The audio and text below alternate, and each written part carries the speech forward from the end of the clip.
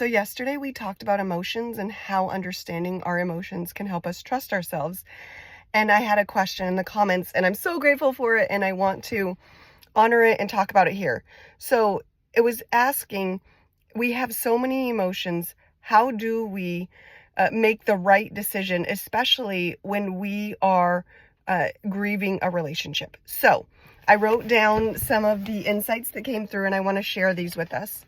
So first of all, what I want to say is that when we're grieving a relationship, we are not just grieving the loss of the relationship or the end of the relationship.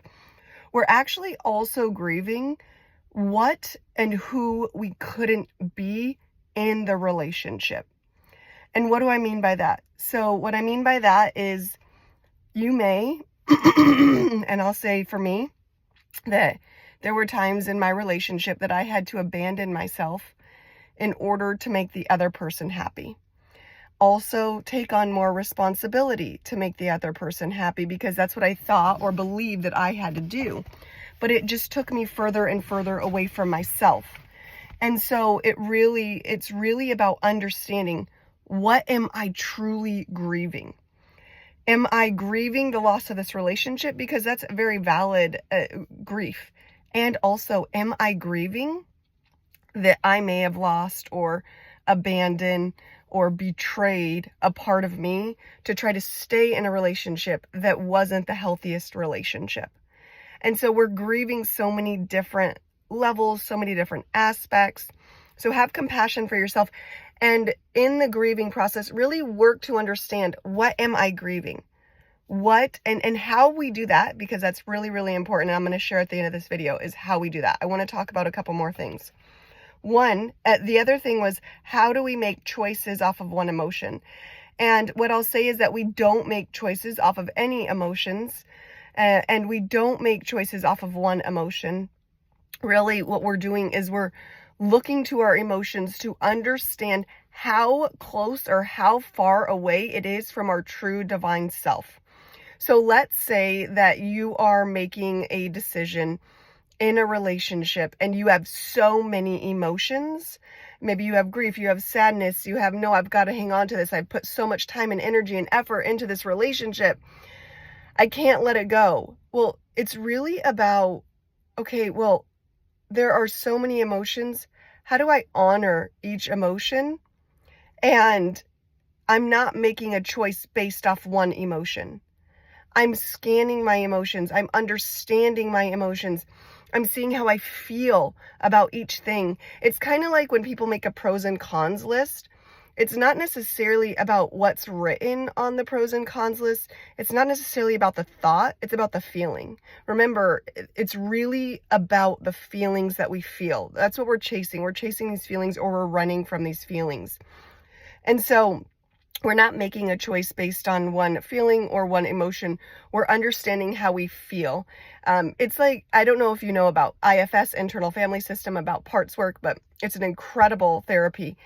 And it's really about, there's this self, and then there's parts of us. And that's how it works, right? It's like a family. There's many different parts of us that have many different feelings. And that's why so many emotions come up when we're grieving a relationship, because there are so many parts of us that have had emotions that we haven't given them the space to have their full emotions. And that's the key. Once we give our parts the space to have these emotions, to have these feelings, then our feelings are not going to fluctuate as much. It'll be much more even keel. Okay. We're not going to be snapping as much, making passive aggressive comments as much. Things level out once we start to truly understand ourselves. And so our emotions change so much.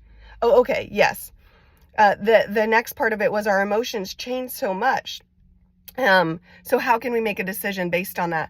Again, we're not making a decision based on one single emotion. If you do, you have, I'm sure, experienced the consequences of that, right? The bursting, and then somebody getting hurt, then the feeling guilty, all of the things that we can experience. Or maybe you made a decision and you didn't do something, or you did do something and you're feeling the after effects of that because it was based on one emotion, when instead we're looking back, we're taking a step back, We're coming into the truth of who we are, and we're looking at all the emotions. We're looking at all the feelings. If you have a feeling come up, it's telling you how far away or how close you are to the true divine essence of yourself. Okay, so I talked about the grieving. I talked about the choices and the changing of our emotions. And I also want to say that there was a part in there that was about the right way. There's no real right way or wrong way. Okay, so we're here becoming who we are. We're here uncovering, removing the layers so we could be our true authentic self. So we could be the most clear channel of who we are. And so in that, I want you to imagine that we're all climbing a mountain, and that's what we're doing. We're climbing this mountain, and we're all going to make it to the top. There's no way that we're not making it to the top. Okay, we're all going to make it to the top. Now, a decision is like a path, okay? And there's many, many, many different paths on this mountain on the way to the top. Now, you can make a decision where it's a little bit easier, right? A gradual incline. Or you can make a decision that takes you into a dark cave and you're in there for a while and you're trying to find your way out. But you're going to find your way out and you're still going to make it to the top of the mountain. So there's no wrong decision. There are decisions that are more in alignment to the truth of who you are and to what your heart truly desires. And that's the whole key. That's the whole point, is to get to the heart, to get to the truth of who we are, which is why we understand all of these fluctuating emotions, these overwhelming emotions, the grief, the anger, understanding the resentment, understanding all of the resentment. Wow, it's really big. If you're watching this still and you're on, and you're feeling the resentment, this is really big and I would do some work on it. And so let's talk about how to do that. So here we go. I know this is a long video, but let's keep going because it's really, really important. How? So let's say that you're experiencing resentment, because that's something that I experienced a lot in my relationship. It was about, oh, well, I had to, make the lunches, or excuse me, or felt like he got to do whatever he wanted to do. And I was always doing something. And so I really had to understand, well, where is this resentment coming from? And how is this showing up in my life? And understanding where the anger was coming from, because I didn't have time to myself and I wasn't making time for myself and I wasn't even asking for time for myself. I was just assuming that since he got time to himself, that I would get time to myself. And so it was really about understanding, all right, well, what am I feeling? What's the anger? What's the sadness? What's the resentment? And what's the grief? Because in all emotions, there is a form of grief, because we are being pulled away from the true divine essence of who we are. So really understanding every aspect. And how do we do that? How do we understand? We sit with ourselves. You could write this out. So what I've done is I've made little drawings of the part of me where it's like, okay, this is the part of me that feels resentment. And I write out, these are the things that I'm resentful about. I draw a little part of me, and this is the anger, and these are the feelings that I have around anger, and this is what I experience, and these are the thoughts that I have. I write out sadness. Okay, here's what sadness has to say. It's like the movie Inside Out, right? There's all these different parts of ourselves, and even joy, right? I have joy, and this is what I experience. There are all these different parts of us.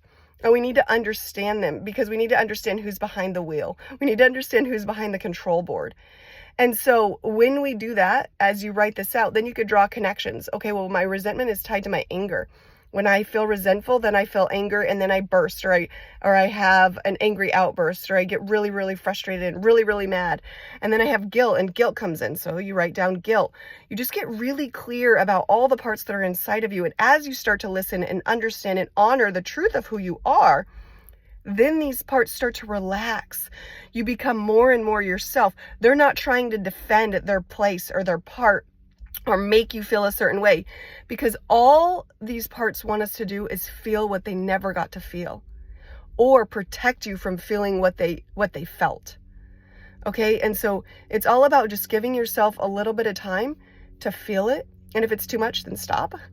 But just give yourself a little bit of time to feel what that part is. But it is not you. I want to make sure that that's really, really clear in this process, These parts, these feelings, they're not the true divine essence of you. The true divine essence of you is your spirit, your soul, your source.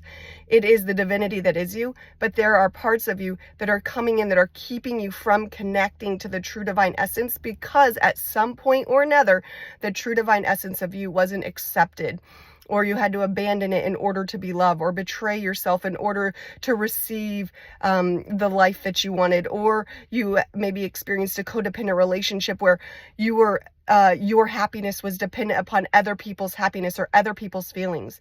So it's really important to understand how you feel, sit with these parts, understand them, get to know yourself, right? Know thyself. That is one of the main points of this whole journey. Okay, sending you so much love. I know that was really long, but I wanted to answer it.